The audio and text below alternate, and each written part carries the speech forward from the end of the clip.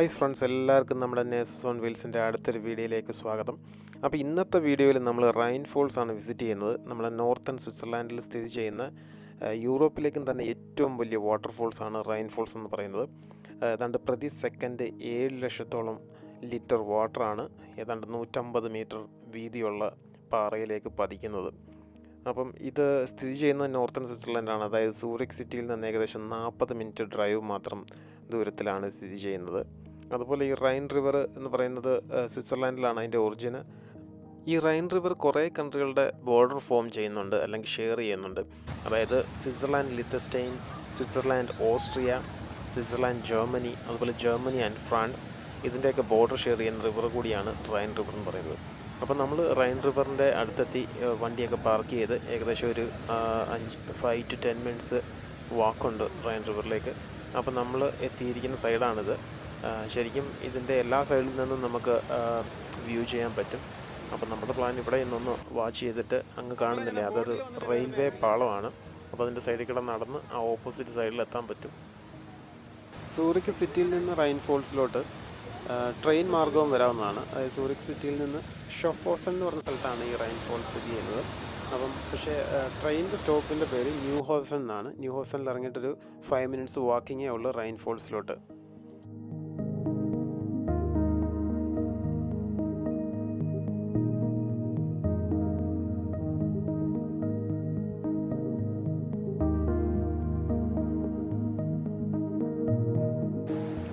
ഇതാണ് ഞാൻ കാണിച്ചു തന്ന റെയിൽവേ പാളം, അങ്ങ് ദൂരെ നിന്ന് കാണിച്ചത്.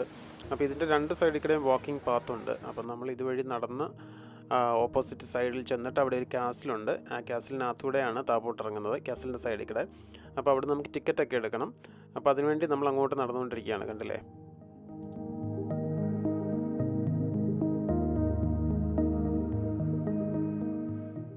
നമ്മൾ ആദ്യം നിന്ന് വ്യൂ ചെയ്ത സ്ഥലത്തൊക്കെ നിന്ന് കണ്ടിട്ട് പോകുകയാണെങ്കിൽ ടിക്കറ്റൊന്നും വേണ്ട.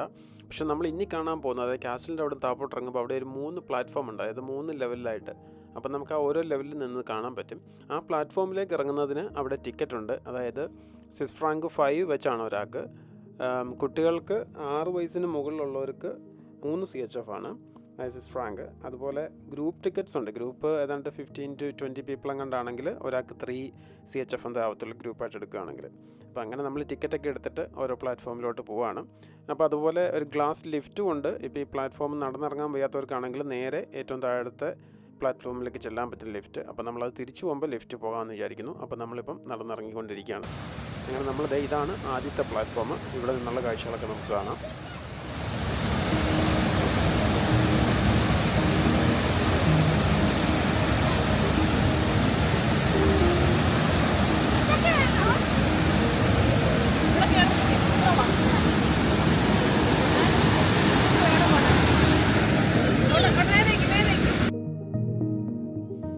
കണ്ടില്ലേ, ആ നേരെ കാണുന്നതാണ് ആദ്യത്തെ പ്ലാറ്റ്ഫോം. അവിടെ ഒരുപാട് പേർക്ക് നിൽക്കാനുള്ള സ്ഥലമുണ്ട്.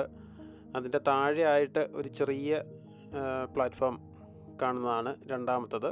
പിന്നെ കുറച്ച് ഒരു ടെയിൽ പോലെ വെള്ളത്തിലേക്ക് നിൽക്കുന്നതാണ് 3ാമത്തെ പ്ലാറ്റ്ഫോം.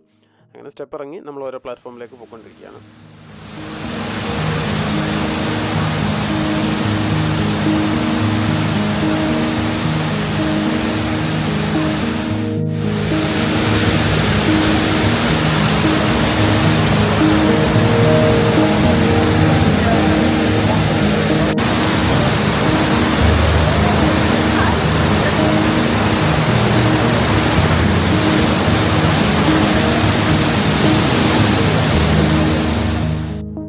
$7 lakh ലിറ്റർ പെർ സെക്കൻഡാണ് ഈ പാറയിലേക്ക് വന്ന് ശക്തമായി പതിക്കുന്നത്. അതിൻ്റെയാണ് ഈ ഭയങ്കരമായ സൗണ്ടും അതുപോലെ നമുക്ക് വെള്ളം ഇങ്ങനെ ചെതറി എയറിൽ സ്പ്രെഡ് ചെയ്ത് വേപ്പറായിട്ട് ഇങ്ങനെ നിൽക്കുന്നത് നന്നായിട്ട് കാണാൻ സാധിക്കുള്ളൂ എന്ന്.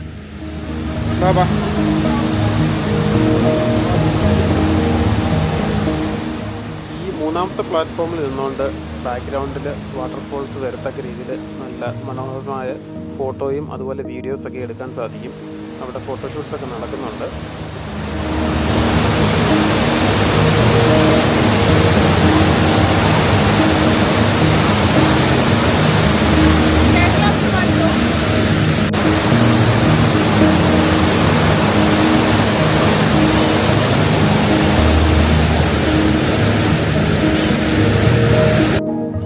ഇതാണ് ഞാൻ നേരത്തെ പറഞ്ഞ ഗ്ലാസ് ലിഫ്റ്റ്.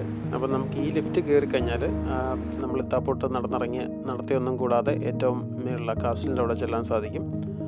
അപ്പോൾ നമുക്ക് ഈ ലിഫ്റ്റിൽ കയറി പോകാം.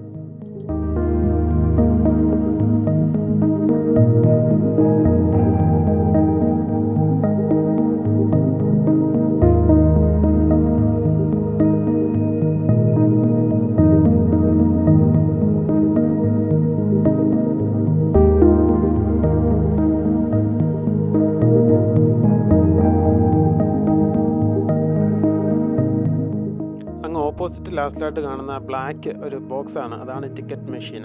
അപ്പോൾ നമ്മൾ അങ്ങോട്ട് പോയപ്പോൾ ഞാനത് കാണിക്കാൻ മറന്നുപോയി. അവിടെ നിന്നാണ് നമ്മൾ ടിക്കറ്റ് എടുത്തത്. കാർഡ് അല്ലെങ്കിൽ ക്യാഷ് ഉപയോഗിച്ച് നമുക്ക് അവിടുന്ന് ടിക്കറ്റ് എടുക്കാവുന്നതാണ്.